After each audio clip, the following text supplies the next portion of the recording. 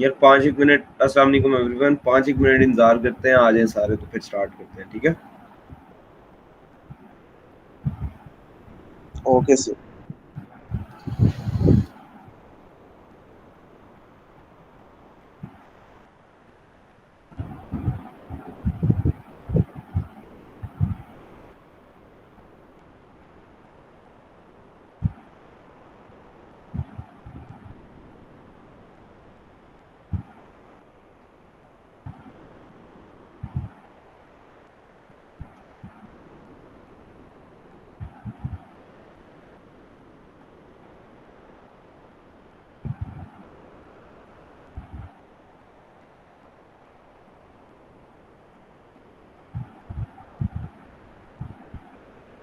sneaker freaks out there, जैसे कि आपको पता है कि पाकिस्तान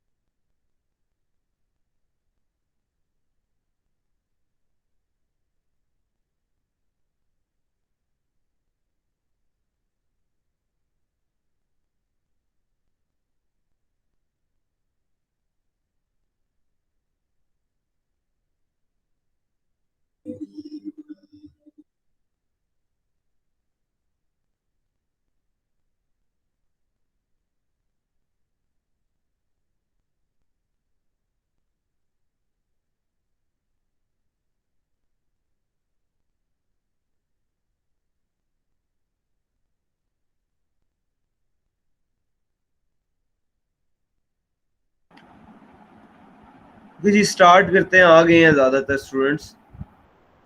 आज हमारा, आपको आवाज आ रही है ना मेरी? Yes sir.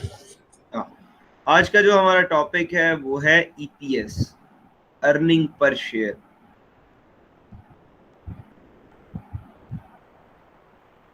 जो एंटर कर लूं एक को।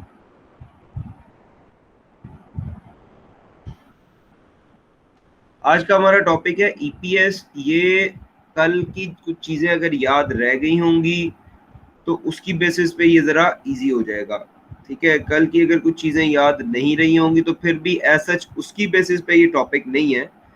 ये टॉपिक उससे आगे चलता है। लेट मी सी आप लोगों के टॉपिक्स है कौन कौन से हैं। ठीक है, ईपीएस जो है वो अर्निंग पर शेयर, ठीक हो गया, ओके फाइन। तो अर्निंग पर शेयर, अच्छा अर्निंग पर शेयर होता क्या है, let's do it first of all. Earning पर share is widely regarded as most important indicator of company performance. देखो, नॉर्मली जब हम लोग बात करते हैं कि कंपनी परफॉर्मेंस देखनी है तो हम लोग कहते हैं प्रॉफिट। तो प्रॉफिटेबिलिटी जो है वो कंपनी परफॉर्मेंस का या कंपनी सक्सेस का इंडिकेटर होता है। तो EPS is more refined form of that profitability, कि पर शेयर के हिसाब से कितना कमा रहे हैं। और आया क्यों ये प्रॉब्लम, मतलब इसको कॉन्सेप्ट इसको लॉन्च क्यों हुआ। लेट्स सपोज एक स्मॉल कंपनी है, उसने 1 लाख का प्रॉफिट कमाया, और एक ह्यूज कंपनी है उसने 1 मिलियन का या 2 मिलियन का प्रॉफिट कमाया। तो अब as absolute, in absolute terms, तो जो ह्यूज कंपनी है जो 2 मिलियन के प्रॉफिट वाली है वो ज्यादा प्रॉफिट कमा रही है, उसकी सक्सेस ज्यादा है। लेकिन अगर देखा गया उसके साथ कि उसके शेयर्स कितने थे, तो जिसने 2 मिलियन का प्रॉफिट कमाया उसके शेयर्स भी 2 मिलियन थे, तो उसने पर शेयर के पीछे 1 रुपया कमाया या $1 कमाया। जबकि जिसने 100,000 की जिसकी प्रॉफिटेबिलिटी थी उसके सिर्फ 20,000 शेयर्स थे, तो उसने एक शेयर के पीछे $5 का प्रॉफिट कमाया। तो दैट्स व्हाई प्रॉफिटेबिलिटी सिर्फ जो है कि प्रॉफिट कितना है, that may not produce good results, so that's why we use EPS. It is important that users of the financial statement are able to compare EPS of different entities. ये जो मैंने अभी आपको एग्जांपल दी है कि एक बड़ी कंपनी है एक छोटी कंपनी है, तो आप उनकी जस्ट प्रॉफिट्स को कंपेयर करके रिजल्ट तो कुछ भी नहीं आएगा, क्योंकि डेफिनेटली छोटी कंपनी का प्रॉफिट कम होगा, जो ह्यूज कंपनी है उसका प्रॉफिट ज्यादा होगा। लेकिन आप अगर आप ईपीएस कैलकुलेट करेंगे कि एक शेयर के पीछे छोटी कंपनी ने कितना कमाया और बड़ी कंपनी ने कितना कमाया, तो that will be you will be able to compare it and are able to compare the EPS of same entity in different accounting periods. और देखो EPS कैसे कैसे यूज हो सकती है, डिफरेंट कंपनीज की EPS कंपेयर की जा सकती है या सेम कंपनी की ही EPS over the different period हम लोग उसको असेस कर सकते हैं। Thus, IAS 33 earnings per share achieves comparability by, तो EPS पे हमारे पास इंटरनेशनल अकाउंटिंग स्टैंडर्ड कौन सा लगता है 33। अभी तक हम लोगों ने बड़े थोड़े से स्टैंडर्ड्स पढ़े हैं, एक IAS 16 किया है हम लोगों ने, एक जो मिड से पहले चला गया, एक IAS 38 किया है हम लोगों ने, ठीक है, और कौन सा IAS किया, कुछ भी नहीं, बस यही 2 IAS हम लोगों ने किए थे, या एक IAS 1 में हम लोगों ने वो टेम्पलेट्स देखे थे उसके, या एक IAS 2 किया इन्वेंटरी का। तो अब IAS 33 अर्निंग पर share achieves comparability. So IAS 33 guidelines देता है कि आपने कंपैरेबिलिटी करनी कैसे है, how you will be comparing it, क्योंकि हर बंदा अगर अपने हिसाब से कंपैरिजन करना लगे तो वो कंपैरिजन भी ठीक नहीं होगा। So then IAS 33 guidelines provide करता है कि how to compare the companies. पहला आ गया बाय डिफाइनिंग अर्निंग्स, वो डिफाइन करता है अर्निंग्स हैं क्या, ठीक है। फॉर एग्जाम्पल मैं कहता हूँ भाई अर्निंग्स तो ग्रॉस प्रॉफिट को मैं अर्निंग्स कहूंगा, आप में से एक कहता है नहीं हम तो ऑपरेटिंग प्रॉफिट को अर्निंग कहेंगे, कोई कहता है नहीं भाई नेट इनकम जो है वो अर्निंग्स होती है। तो हु विल डिसाइड कि अर्निंग्स कौन सी लेनी है टू कैलकुलेट अर्निंग पर share? IAS 33 will decide. Prescribing methods for determining the number of shares to be included in the calculation of EPS, और IAS 33 ये भी बताता है कि जो EPS की कैलकुलेशन में नंबर ऑफ शेयर्स लाने हैं वो कैसे लाने हैं, कहाँ से लाने हैं, ठीक है। और थर्ड चीज requiring standards presentation and disclosure, और उसको फिर प्रेजेंट कैसे करना है और डिस्क्लोज कैसे करना है। तो ये 3 चीजें IAS 33 एक्सप्लेन करता है according to related to EPS earning per share. IAS 33 applies to entities whose ordinary shares are publicly traded. तो पहली बात ये भी बड़ी इंपॉर्टेंट होगी कि IAS 33 सिर्फ उन कंपनीज पे लगेगा जिनके शेयर्स पब्लिकली ट्रेड होते हैं। अब मुझे कौन बताएगा पब्लिकली ट्रेडेड शेयर्स कौन से होते हैं?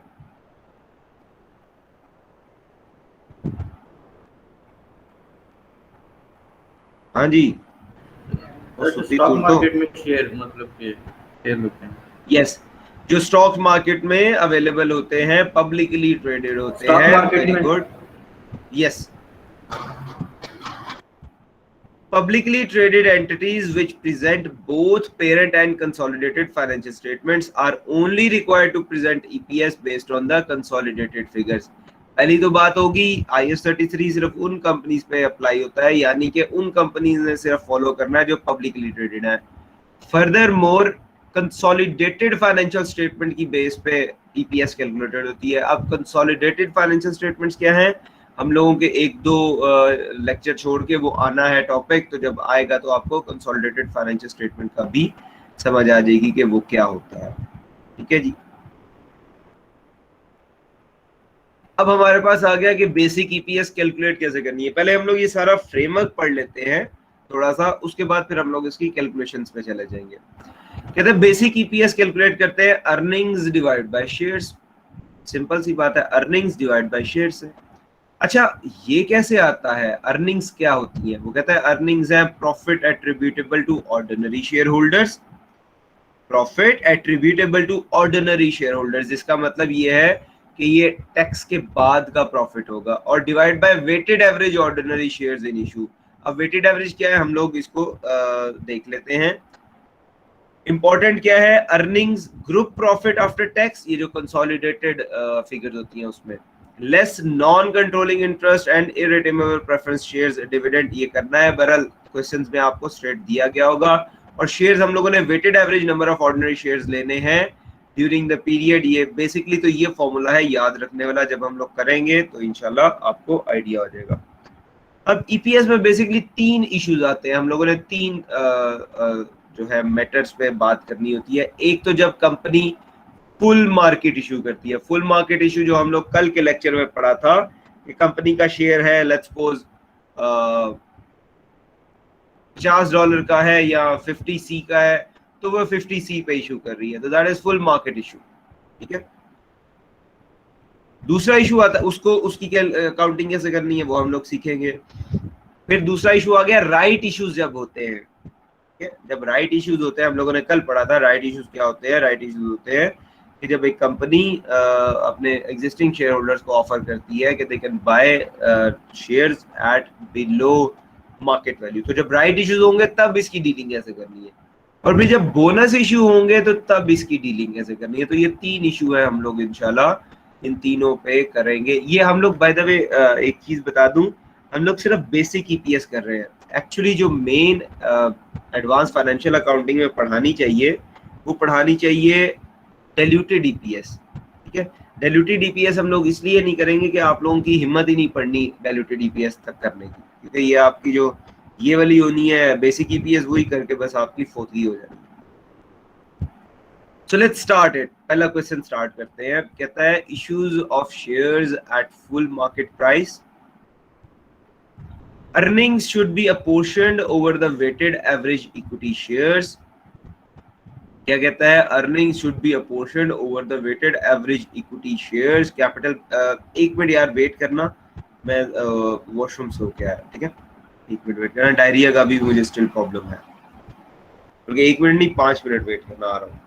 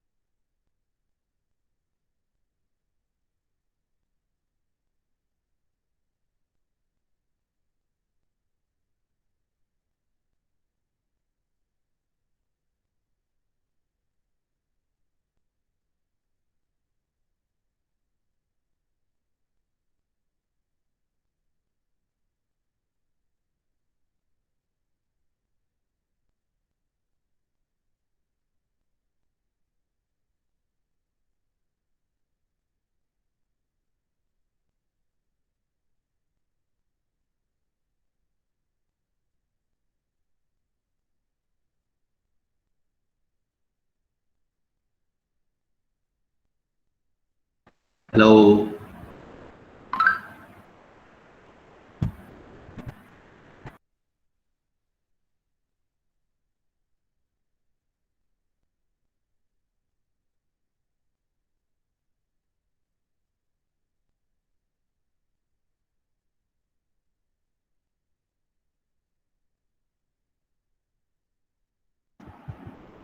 जी अस्सलाम वालेकुम, आई एम बैक। बस ये बीच बीच में इस तरह की ब्रेक्स आती रहेंगी अभी।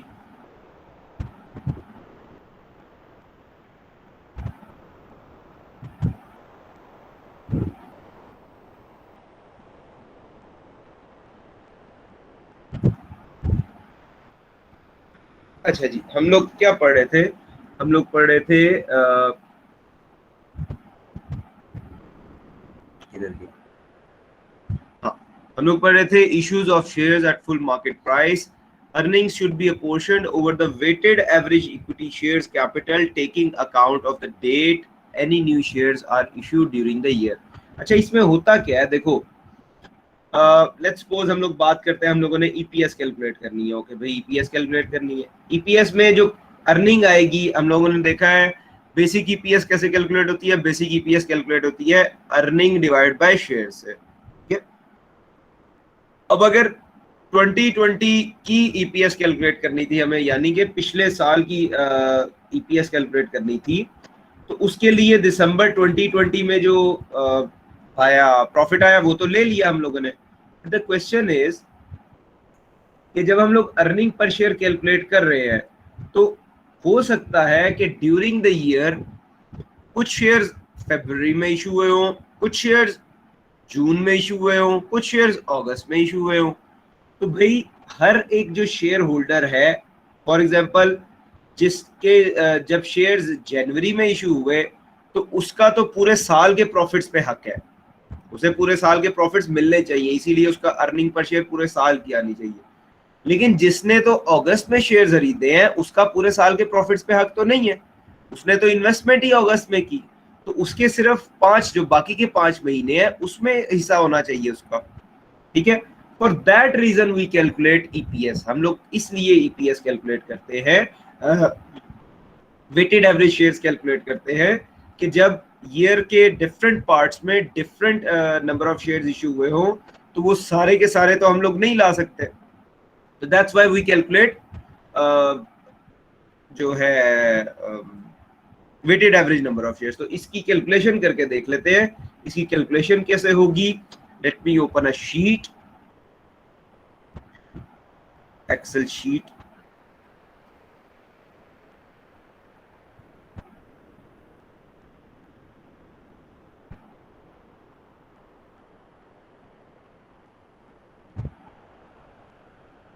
टुडेज आज क्या है? 28 अगस्त 26 अगस्त। अगली फाइल किधर गई यार?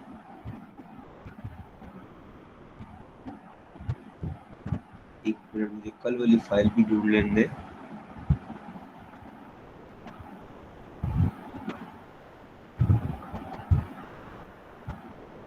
ये कल, ठीक है, ये है 25।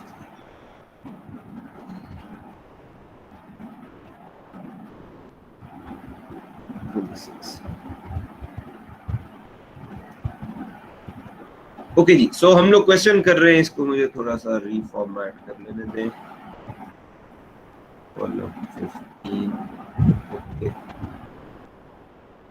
क्वेश्चन क्या कहता है जी? क्वेश्चन कहता है a company issued 200,000 shares at full market price. उसने फुल मार्केट प्राइस पे शेयर इशू किए एट $3, और फुल मार्केट इशू क्या था? $3 पे उसने शेयर्स इशू कर दिए ऑन 1 जुलाई 2008। ठीक है, एक कंपनी है, उसने 2008 में कुछ शेयर इशू किए 200,000, जो कि फर्दर शेयर इशू किए।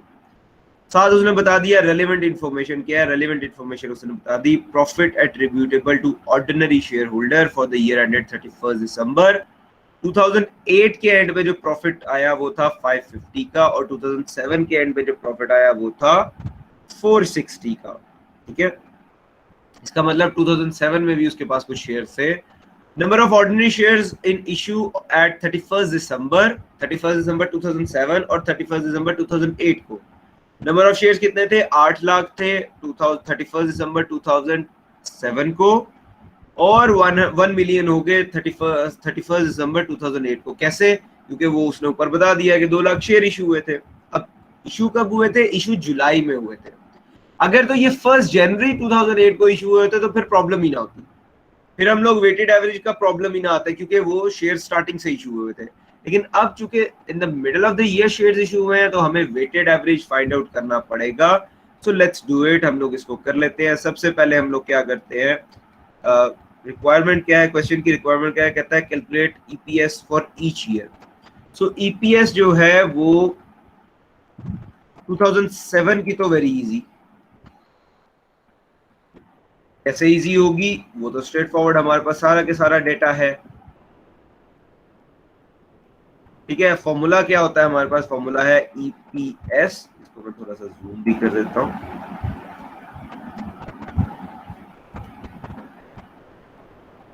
फॉर्मूला हमारे पास होता है जी earnings divided by number of shares. ठीक है, और ये वेटेड एवरेज शेयर्स है, earnings divide by weighted average shares. अब अर्निंग्स जो है वो यहाँ पे कर लेते हैं।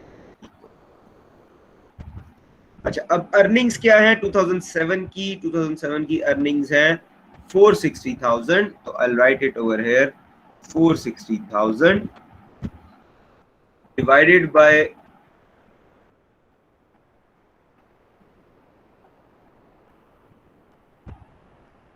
एक मिनट फॉर्मेट कर लो।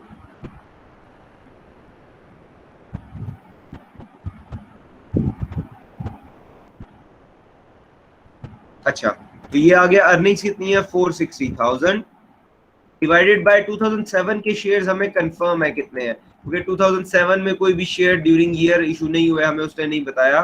तो आई विल राइट इट कितना, I will write it 800,000 shares थे। काइंडली ये कोई मुझे बता दे कितना बनता है?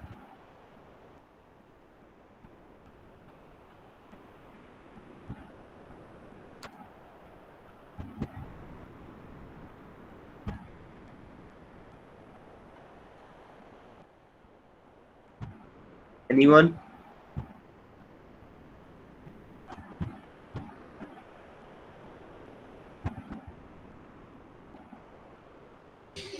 Zero 0.57. 57 एग्जैक्टली 57 ही है, उसके साथ भी कुछ है और आगे। Sir, 575 I think. चलो 575 कर देते हैं। ठीक है, ये $575 बन गए पर शेयर, या इसको हम लोग कह सकते हैं 57.5 सेंट पर शेयर।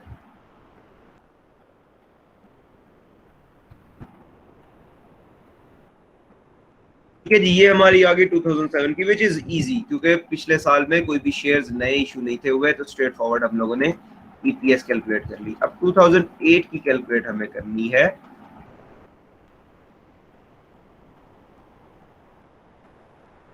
वो कैसे कैलकुलेट होगी जी, वो भी कैलकुलेट कर लेते हैं।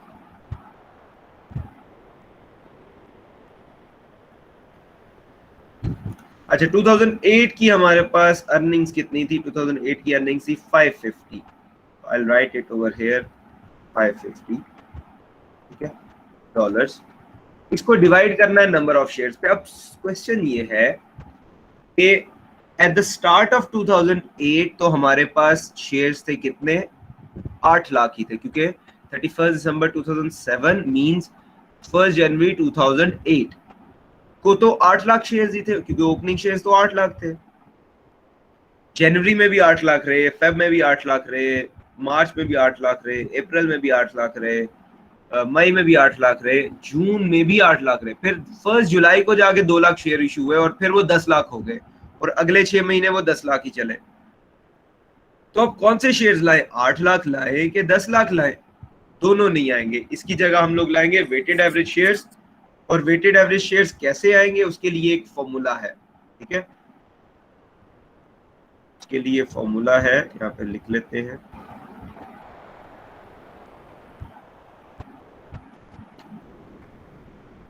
Weighted average shares, weighted average number of shares इन्हें कहते हैं, और इसको नॉर्मली जो है वो लिटरेचर में आगे शायद आ जाएगा, वैन्स के नाम से भी जाना जाता है।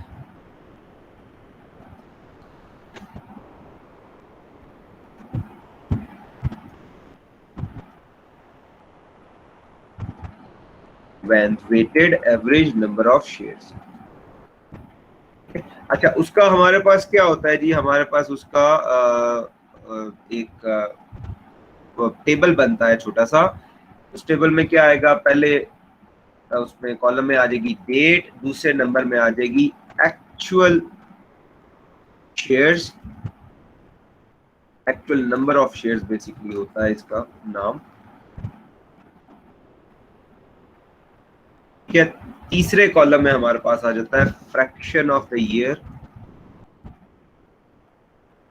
और फोर्थ कॉलम में हमारे पास आ जाते हैं टोटल, ठीक है, या यहाँ पे आप वैन भी लिख लो, टोटल लिख लो, दोनों एक्सेप्ट। ओके जी, अब ये कैसे बनेगा, कैसे हम लोग करेंगे, हम लोग सबसे पहले देखेंगे, स्टार्ट करते हैं बिल्कुल स्टार्ट ऑफ द ईयर से। तो 1 जनवरी 2008 को कितने एक्चुअल नंबर ऑफ शेयर्स थे, वो थे 8 लाख। ऐसे पता लगा, क्वेश्चन पढ़ते हैं फिर बताता हूं। वो कहता है number of ordinary shares in issue at 31 दिसंबर 2007 के 31 दिसंबर 2007 को 8 लाख शेयर थे। तो 1 जनवरी, उसके एक दिन बाद भी तो 8 लाख शेयर ही होंगे ना। तो 1 जनवरी 2008 को भी 8 लाख शेयर्स थे, तो मैंने 8 लाख शेयर्स लिख दिए यहाँ पे। और ये 8 लाख शेयर्स कितनी देर चले, वो 8 लाख शेयर्स जनवरी में भी रहे, फेब में रहे, मार्च में रहे, अप्रैल में रहे, मई में रहे, जून में रहे, क्योंकि जुलाई में जाके इशू हो रहे हैं। तो 6 मंथ्स चले। तो फ्रैक्शन ऑफ ईयर क्या आ जाएगी, 6 डिवाइड बाय 12।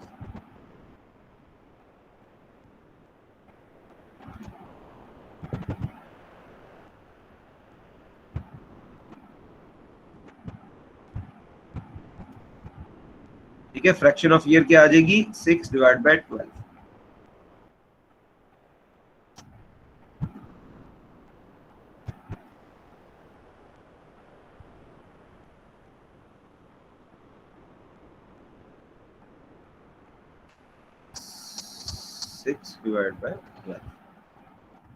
ठीक है जी, ये फ्रैक्शन ऑफ ईयर आ गई।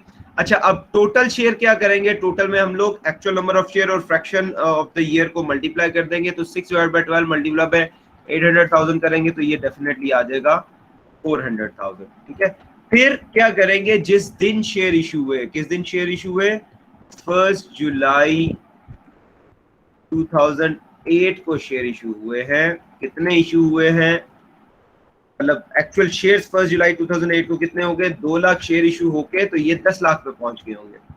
ठीक है, और इसका भी फ्रैक्शन ऑफ ईयर कितनी देर रही, जुलाई, अगस्त, सितंबर, अक्टूबर, नवंबर, दिसंबर। सो 6 डिवाइड बाय 12 ये कितना आ जाएगा, ये आ जाएगा 5 लाख। और टोटल कितना आ जाएगा, यहाँ पे इन दोनों को ऐड कर देंगे तो ये हमारे पास वैन्स आ जाएगा।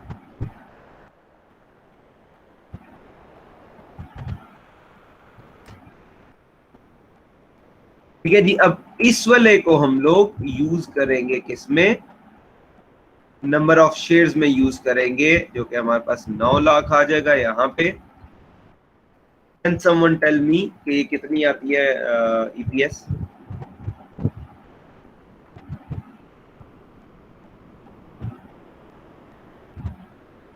$0.61 $0.61 और पर शेयर हो गया।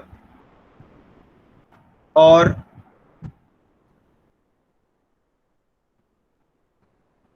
और 61 पर 61 सेंट्स पर शेयर। ठीक है, ये था सिंपलेस्ट फॉर्म। ठीक है, वेरी सिंपलेस्ट फॉर्म। ये मैं इसको रीनेम भी कर देता हूँ, ये हमारी एग्जाम्पल 1 है। Very simplest form of earning per share, जिसमें फुल इशू पे हम लोग कैलकुलेट करते हैं। ठीक है, ये है। अच्छा, इसके बाद आपकी एक टेस्ट योर अंडरस्टैंडिंग 1 आएगी, ये आपने खुद करनी है। ठीक है, सबमिट नहीं करानी, आपका प्रैक्टिस मटेरियल है, आप खुद से प्रैक्टिस करेंगे तो इजीली हो जाएगी ये। ठीक है, बल्कि एक काम करो, अभी के अभी करो, मैं वेट कर रहा हूँ।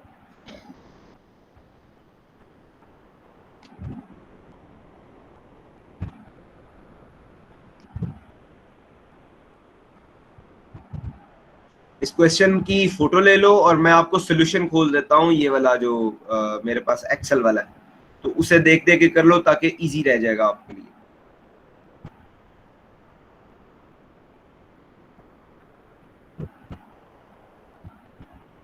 ठीक है, और करके फिर मुझे बताओ। इतनी देर में मैं अटेंडेंस मार्क कर लेता हूँ ताकि मुझे भी पता लगे आप लोग हो भी कि नहीं।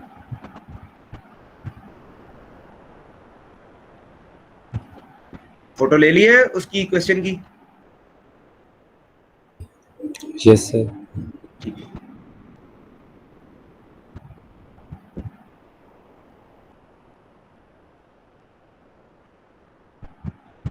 मिनाहिल अली,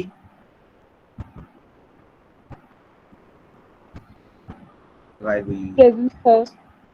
फोटो ली है जी क्वेश्चन की? सर, ले ली। जी सर। सैयद आले हैदर,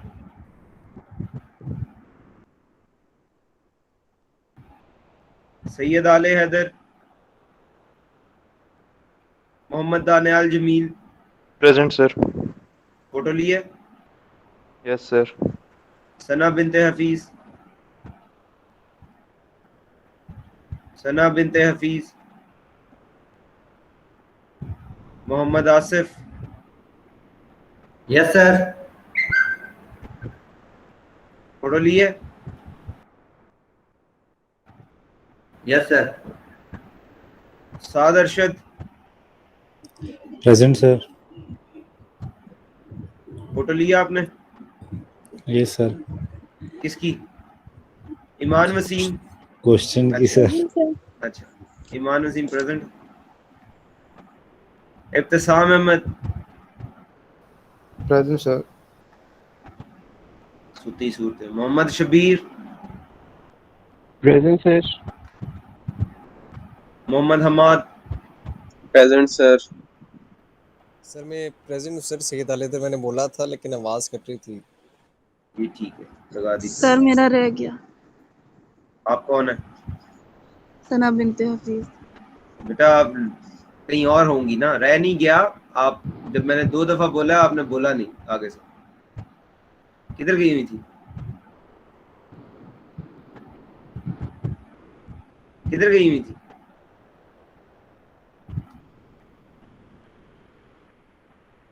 कोई याद नहीं। चलो ये क्वेश्चन करो फटाफट से, टेस्ट योर अंडरस्टैंडिंग 1 करके फिर बताओ मुझे, फिर आगे चलते हैं।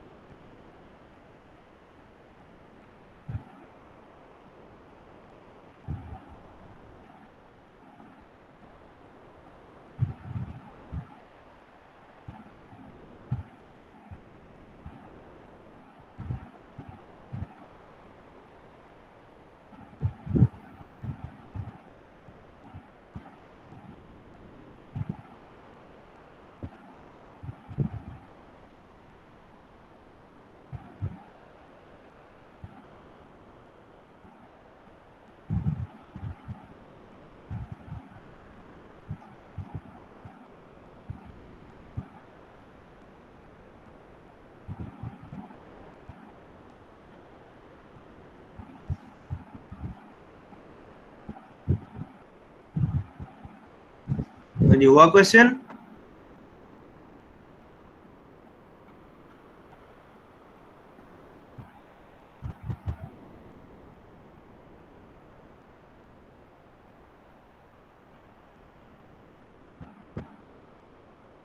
बोल तो दो हाँ या ना।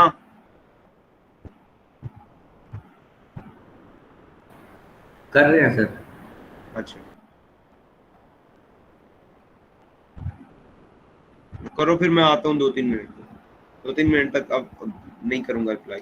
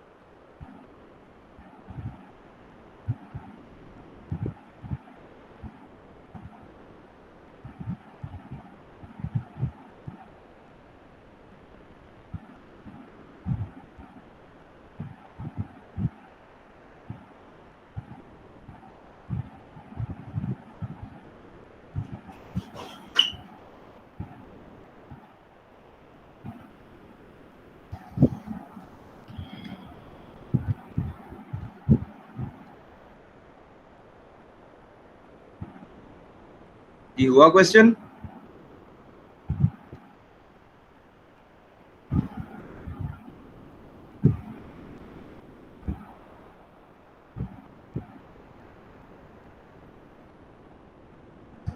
सर कर तो लिया, अब पता नहीं सही होगा या गलत।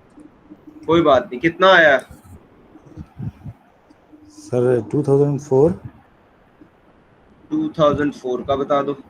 2004 ही है ना?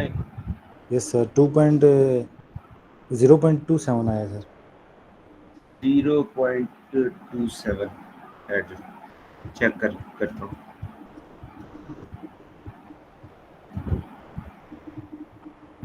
सर दूसरा भी किया, उसमें 0.38 आया।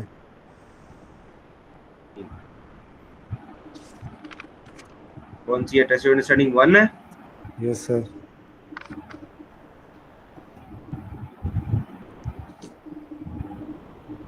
हाँ जी, ये है इसका आंसर।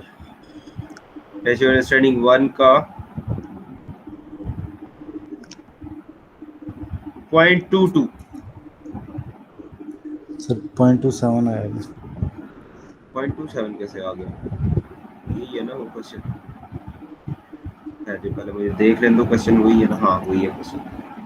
ठीक है, तो चलो ये देख लेना, फिर आपके जो नोट सेंड करूंगा उसमें सोल्यूशन भी होगा, एंड पे जाके देख लेना कहाँ पे गलती हुई, बट देखना जरूर। ठीक है, ओके सर। ओके। अब फटाफट से कवर कर लेते हैं साथ में ही बोनस फ्रैक्शन वाला भी। हम लोगों के ईपीएस में 3 इश्यूज को एड्रेस करना है। एक फुल मार्केट इशू, दूसरा बोनस इश्यूज और तीसरा राइट इश्यूज का। ठीक है, अब बोनस इश्यूज में क्या होता है, जो हम लोगों ने कल पढ़ा था, बोनस इश्यूज में होता है कंपनी शेयर्स तो इशू करती है बट पैसे कोई नहीं आते कंपनी के पास। ठीक है, तो बोनस इशू, और इसको कैपिटलाइजेशन इशू और स्क्रिप इशू भी कहते हैं, does not provide additional resources to the issuer. मतलब जो इशू कर रहा होता है उसे कुछ भी पैसा शैसा नहीं आता। means that shareholders own the same proportion of the business before and after the issue। जो शेयर होल्डर्स है उनका शेयर्स तो चाहे ज्यादा हो जाते हैं, ठीक है, लेकिन जहां पे एक शेयर होल्डर को एक एक्स्ट्रा शेयर मिल रहा है तो दूसरे को भी तो एक एक्स्ट्रा मिल रहा है। लेट्स सपोज एक कंपनी है उसमें 10 शेयर होल्डर्स है। अब कंपनी ने 3-3 बोनस शेयर सबको दे दिए, तो जब 3-3 बोनस, आगे वो 10-10 शेयर्स थे, उनके पास 10 शेयर होल्डर्स थे और 10-10 शेयर्स थे। ठीक है, तो हर शेयर होल्डर की 10% शेयर होल्डिंग थी कंपनी में। अब हुआ क्या, अब कंपनी ने 10-10 की बजाय 10-10 शेयर्स तो उनके थे, 10-10 शेयर्स के साथ उन्हें 3-3 शेयर या 2-2 शेयर बोनस दे दिया हर एक को। तो अब हर किसी, अगर 2-2 बोनस शेयर दिए तो अब हर एक के पास 12 शेयर्स हो गए। तो जब 12 शेयर हो गए तो स्टिल उनकी शेयर होल्डिंग 10% ही है, क्योंकि टोटल नंबर ऑफ शेयर भी तो 120 हो गए हैं और हर किसी के पास 12 शेयर हैं। तो जब बोनस इश्यूज होते हैं उसमें share holders own the same proportion, number नहीं उसने कहा, नंबर ऑफ शेयर्स तो बढ़ेंगे लेकिन प्रोपोर्शन उतना ही रहेगा, same proportion of shares, same proportion of business before and after the issue. तो फिर इस चीज को डील कैसे करते हैं, इसकी कैलकुलेशन कैसे करेंगे? In the calculation of EPS, in the current year the bonus shares are deemed to have been issued at the start of the year। Bonus share कभी भी इशू हो, किसी मंथ में भी इशू हो, आपने उसे यही कंसीडर करना है कि वो स्टार्ट ऑफ द ईयर से इशू हुए हुए। ठीक है, यानी बिल्कुल स्टार्ट से ही आपने इशू, उसमें वेटेड एवरेज कैलकुलेट करने की जरूरत नहीं पड़ेगी। और उसके साथ फिर क्या करना है, उसके साथ वो कहता है comparative figures are restated to allow for proportional increase in the share capital caused by bonus issue। तो जो पिछले साल की फिगर है उसको भी हम लोगों ने दोबारा रीस्टेट करना है। क्यों? क्योंकि बोनस शेयर जब भी इशू होंगे, this is IAS 33 is telling, जब भी बोनस शेयर इशू होंगे तो हम लोगों ने यही समझना है कि bonus shares were always in issue. तो जब वर ऑलवेज इन इशू तो पिछले साल की जो ईपीएस होगी उसको भी रीस्टेट करना पड़ेगा। कैसे करेंगे वो कर लेते हैं, उसके बाद फिर ब्रेक ले लेते हैं। बोनस शेयर्स क्या कहता है जी? बोनस शेयर की उसने एग्जांपल 3 दे दी। कहता है जी a company makes a bonus issue of 1 share for every 5 shares. ठीक है, a company makes a bonus issue of 1 new share for every 5 shares. Okay,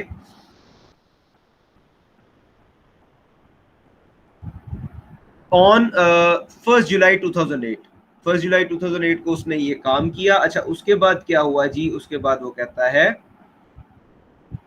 profit attributable to ordinary share holders for the year ended 31 दिसंबर 2007 के भी उसने दे दिए और 2008 के भी दे दिए, और number of ordinary shares in issue at 31 दिसंबर वो भी उसने बता दिया, वो कितने कितने हैं वो उसने बता दिया। They are 1 million and 1.2 million. ठीक है जी। कैलकुलेट ईपीएस इन 2008, कहता है ईपीएस कैलकुलेट करो 2008 में, तो कैलकुलेट कर लेते हैं, इसमें क्या प्रॉब्लम है। रूल वही है हमारे पास, जो आएगा फॉर्मूला वही आएगा। मैं इसको कॉपी करता हूं इसी शीट को।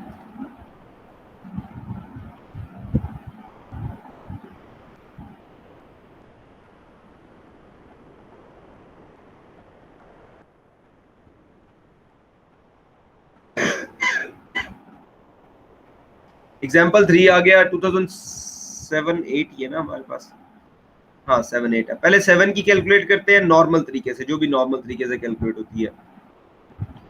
460 उसके प्रॉफिट है, तो 460 प्रॉफिट हम लोग लगा देते हैं 2007 का। नंबर ऑफ शेयर्स कितने हैं? नंबर ऑफ शेयर्स हैं 100,000, सॉरी 1 मिलियन, तो यहाँ पे 1 मिलियन लिख देता हूं मैं।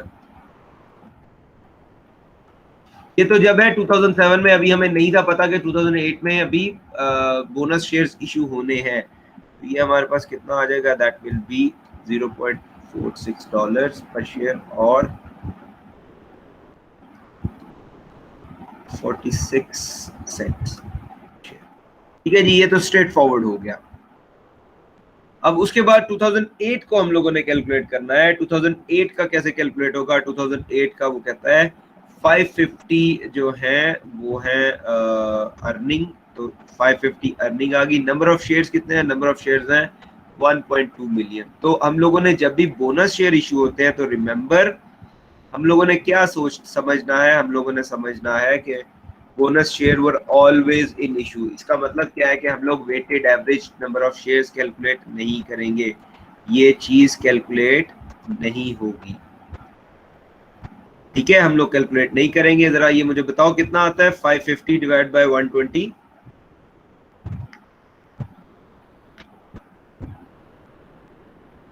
0.46। 0.46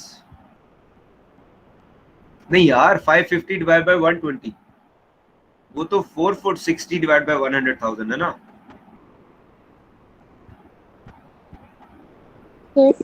सर ये भी यही आता है। कितना? सर ये भी यही आता है 4.56 ही आता है। मुझे एग्जैक्ट बताओ ना, राउंड करके नहीं बताना। सर 4.58। 58 तो फर्क है ना यार, एक आप आधा डॉलर ही खा गए, आधा डॉलर 100 रुपए का है। सर राउंड ऑफ करके यही आता है ना। नहीं, राउंडिंग नहीं करते ना, अकाउंटिंग में इतनी राउंडिंग नहीं करते अपनी मर्जी से। अब अगर लाख शेयर होल्डर हो तो आप तो आधा आधा डॉलर लाख शेयर होल्डर पे खा गए, तो $50,000 तो आपने वैसे ही खा लिए। इतने बुरे अकाउंटेंट हो sir. This is business. This is business. Yes sir. क्या लोगों के पैसे खाना इज बिजनेस? हराम का बिजनेस। अच्छा राम, वेरी गुड। अच्छा जी, अब हम लोगों ने क्या करना है? ये तो आंसर आ गया हमारा अकॉर्डिंग टू क्वेश्चन, लेकिन 2008 की ईपीएस हमारे पास आ गई। That is fairly simple. हम लोगों ने फॉर्मूला था, फॉर्मूले में जो उसकी अर्निंग थी divide by number of shares किए जो at the end of the year थे, क्योंकि हम लोगों ने अज्यूम करना है कि ये always have been in issue, तो हमारे पास ये आ गई। लेकिन अब हम लोगों को क्या करना है? जो पिछले साल की 2007 की ईपीएस है उसको भी रीस्टेट करना है। रीस्टेट क्यों करना है? रीस्टेट इसलिए करना है कि हमें ये अज्यूम करना है कि पिछले साल में भी बोनस शेयर इशू हुए थे, क्योंकि ये अजम्पशन है जब भी बोनस शेयर इशू होने हैं तो the assumption is the bonus share were always in issue in this year, in previous year, in every year. ठीक है, तो अब अगर हम लोग देखें यहाँ पे, तो वो कह रहा है company makes a bonus issue of 1 share for every 5 shares. एक शेयर नया ऑफर किया। अब मैं यहाँ पे लिखता हूँ 1 for 5 की ऑफर थी, बोनस ऑफर। बोनस ऑफर क्या थी? बोनस ऑफर थी जी 1 for 5 लीटर। इसका मतलब क्या हुआ? इसका मतलब ये हुआ, एक मिनट से, कि जिसके पास पहले 5 शेयर थे अब उसके पास 6 हो जाएंगे। ठीक है, the person who had 5 shares, now that person will have 6 shares। ठीक है जी, उसके पास 6 शेयर्स हो जाएंगे। अब इसको बेसिकली हम लोग क्या करेंगे, तो बोनस फ्रैक्शन हमारे पास क्या आ जाएगी। अगर हम लोग बोनस फ्रैक्शन इसको करना चाहें तो बोनस फ्रैक्शन हमारे पास आ जाएगी जी 6 डिवाइडेड बाय 5, यानी जिसके पास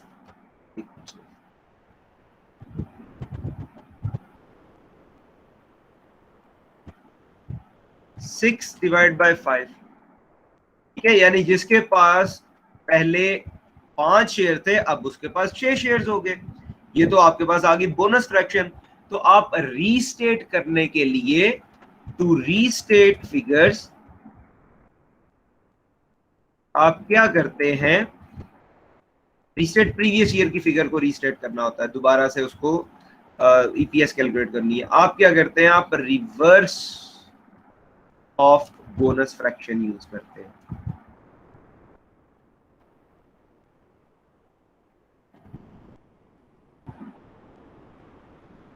which will be,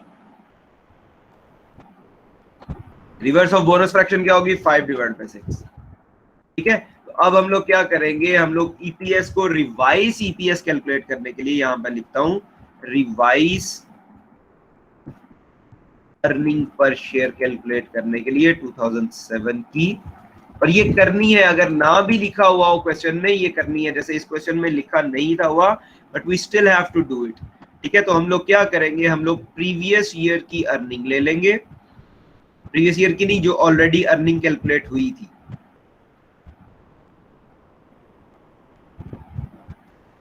already calculated EPS, उसको ले लेंगे और मल्टीप्लाई कर देंगे इसको रिवर्स ऑफ बोनस फ्रैक्शन से। यानी क्या करेंगे, जो ऑलरेडी कैलकुलेटेड थी वो कितनी थी, वो थी $0.46। ये आपकी ऑलरेडी कैलकुलेटेड ईपीएस थी, इसको मल्टीप्लाई कर देंगे रिवर्स ऑफ बोनस फ्रैक्शन, जो कि 5 डिवाइड बाय 6 आ जाएगी। जरा मुझे ये कैलकुलेट करके बताओ कितना बनेगा।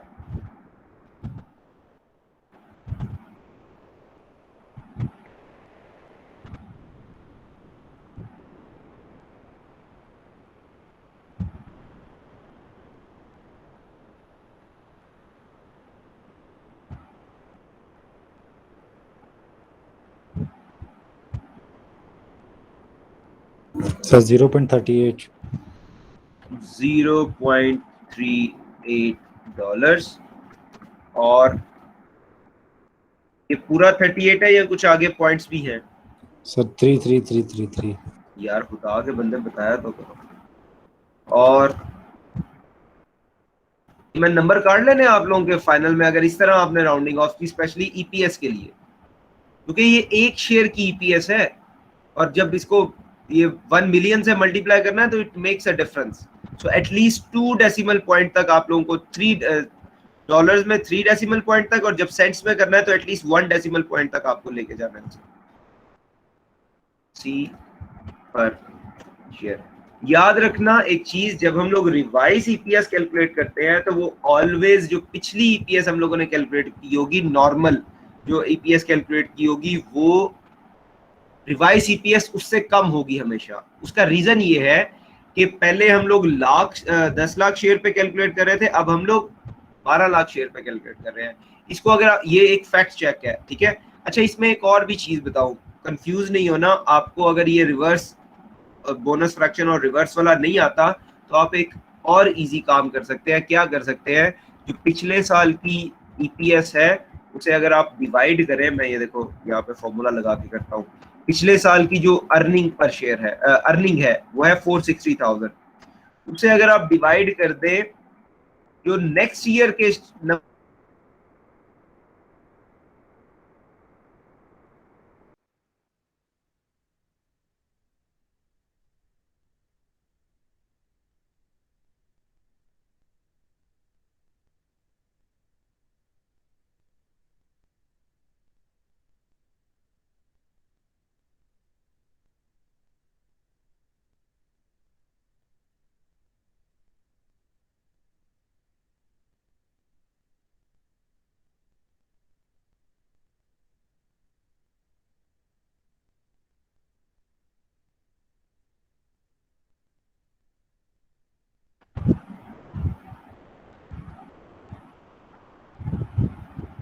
Hello yes sir. ब्रेक करनी है कि ब्रेक के बगैर टॉपिक के जल्दी खत्म करते हैं, अगर जल्दी खत्म हो गया तो?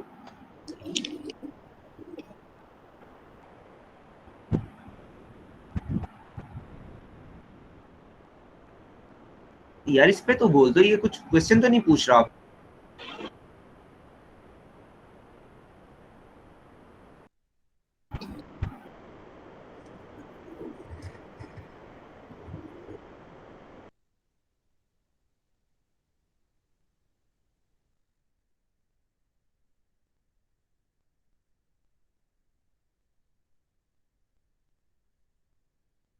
तो आप लोगों ने खुद से करनी है।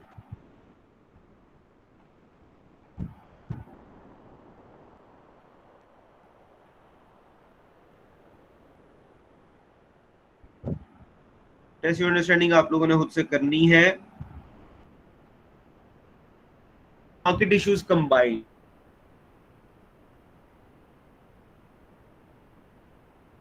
ठीक है, लेकिन अगर इन दोनों को कंबाइन